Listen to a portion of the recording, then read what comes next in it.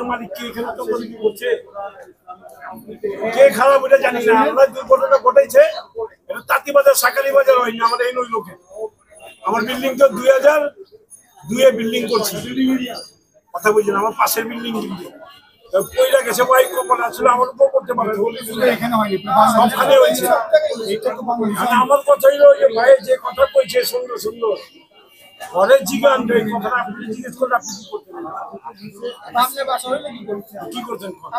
আমরা এলাকার মানুষের 2 দিন ধরে পাক করে খায় করতেছি, মানুষকে নিয়ে গেছি সাংবাদিক একটা কথা বলতে পারছি না, মেডিকেল নিয়ে গেছি, মেডিকেল ডাক্তার কইতে এমনিতে আমাদের না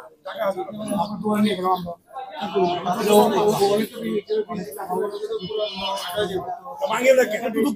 না না এটা ভাঙে না কেন? ভাঙে না কেন?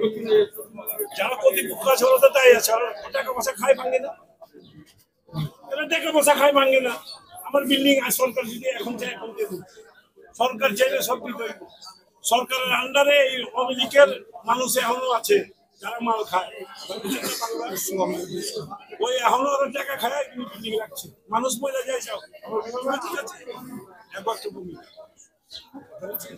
কি করবো, ওই যে সামনে বিল্ডিং আছে পার্কিং নেই, আমরা হলে পার্কিং করেন 8,000 ছাত্রছাত্রী, সামনে বিল্ডিং গুলি দিচ্ছে সব মার্কেট, পার্কিং নেই, বাচ্চা কাচ্চা নিরাপত্তা নেই, মানুষ আমার 8,000 ছাত্রছাত্রীর পরে রাজুকের মানুষের উৎপাদ করে খাইতেছে, রাজুকে জিজ্ঞেস করে এখন তো নবীর জেগে গিলে নাকি এখন মাঝখানে তো চোর আছে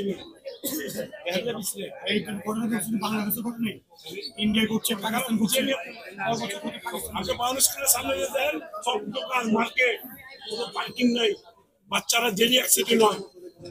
আবার এখন এসে রাজুকের বিল্ডিং ঠিক আছে, আমাদের বিল্ডিং ঠিক